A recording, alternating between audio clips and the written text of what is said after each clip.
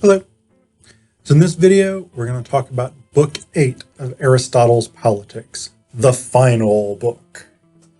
So Book 8 is primarily concerned with two major things. The first is education and what kind of education is most appropriate. And the second is leisure time, why it's important, what we do with our leisure time, etc., etc.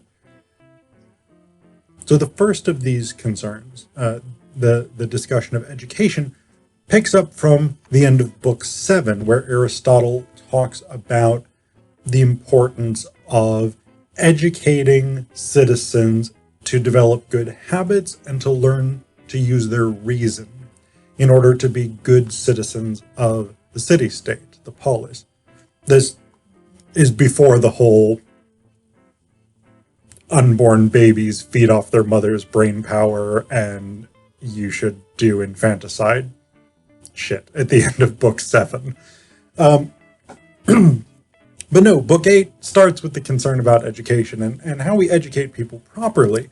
And he makes a point here that Aristotle actually makes repeatedly throughout the Politics, which is that people should have a constitution that fits them. And this, in different places, works in different ways. Either the constitution should be shaped based on the character of the people, or with the question of education, people should be trained to be good members of their particular society under that particular constitution. So people who live under a democratic constitution should be trained into democratic virtues. People who live under an oligarchy should be trained into oligarchic virtues, etc., etc. But one of the things that Aristotle makes plain at the end of chapter 1 of Book 8 is that education is the collective's responsibility because it is a public service. So he says here, training for communal matters should also be communal. At the same time, one should not consider any citizen as belonging to himself alone, but as all belonging to the city-state, since each is a part of the city-state. And this, of course, is the argument that people make for accessible higher education. Well, for public education in general, although that in some ways that is being challenged in the US, largely in the form of like charter schools and letting people teach whatever bullshit they want to teach without as much oversight. But this is really the argument that people often make for higher education in particular, which in the US is incredibly expensive. The idea that an educated populace, or maybe an educated citizenry in Aristotle's case, because I doubt he's advocating for educating slaves and women and things like this, but an educated citizenry and or an educated populace, and I would advocate for the latter, is better able to contribute valuable intellectual resources to the whole. When people as a group within a city-state or a nation-state or whatever it is are better educated, you get better outcomes. We've got a ton of data that supports that. So there we go. I agree with Aristotle on that point. And anyway, he continues with the question of education. And he raises this question of what education is for. So he says here, it is not at all clear whether people should be trained in what is useful in life, in what conduces to virtue, or in something out of the ordinary.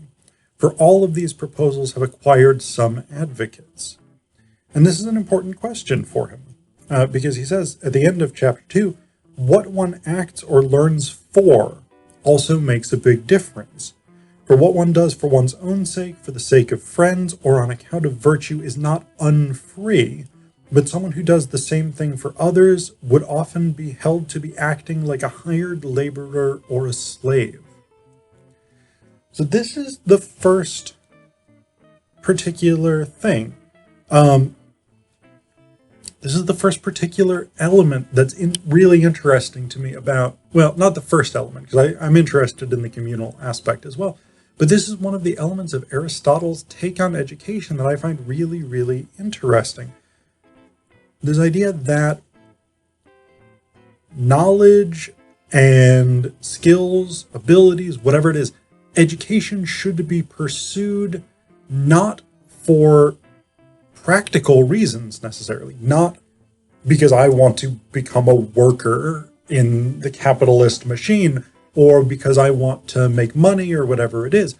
There are virtuous reasons to pursue education.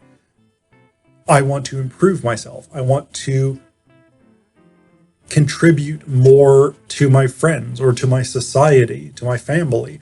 I want to be able to bring more as a human being to these groups that I'm a part of.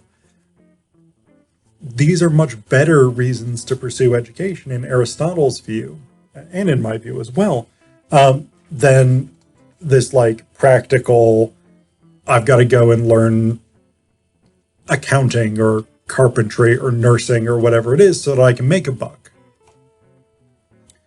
But this is again another thing that Aristotle deals with in other contexts as well, particularly the context of leisure, which he turns his attention to in this book.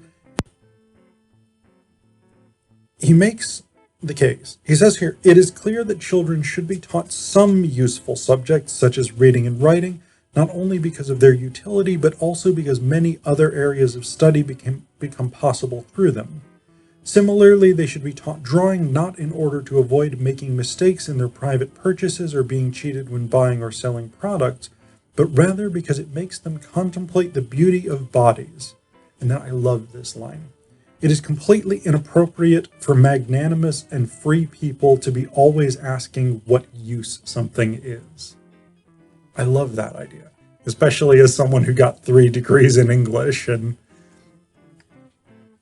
English majors are very often questioned, why bother get a degree in English?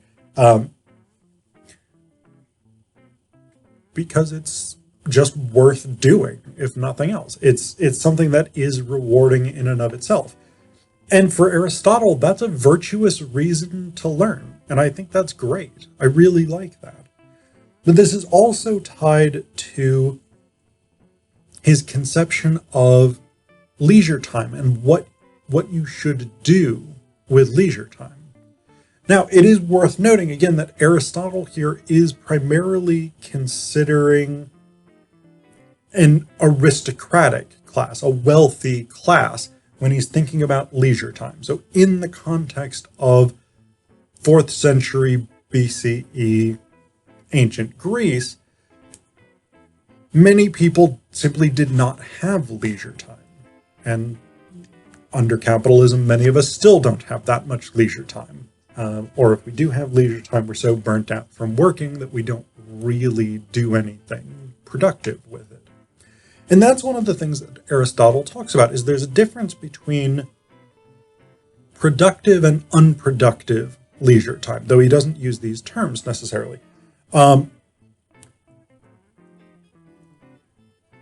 Virtuous leisure time for Aristotle is leisure time that's spent improving the self, cultivating the self in some way. So the appreciation of art, for instance, reading would be a virtuous use of leisure time. Making music or enjoying music, not just like casually, I'm just sitting and just, I don't know, stoned and listening to Nirvana or whatever it is and not thinking about anything, but like thinking about music as an aesthetic experience is a good use of leisure time.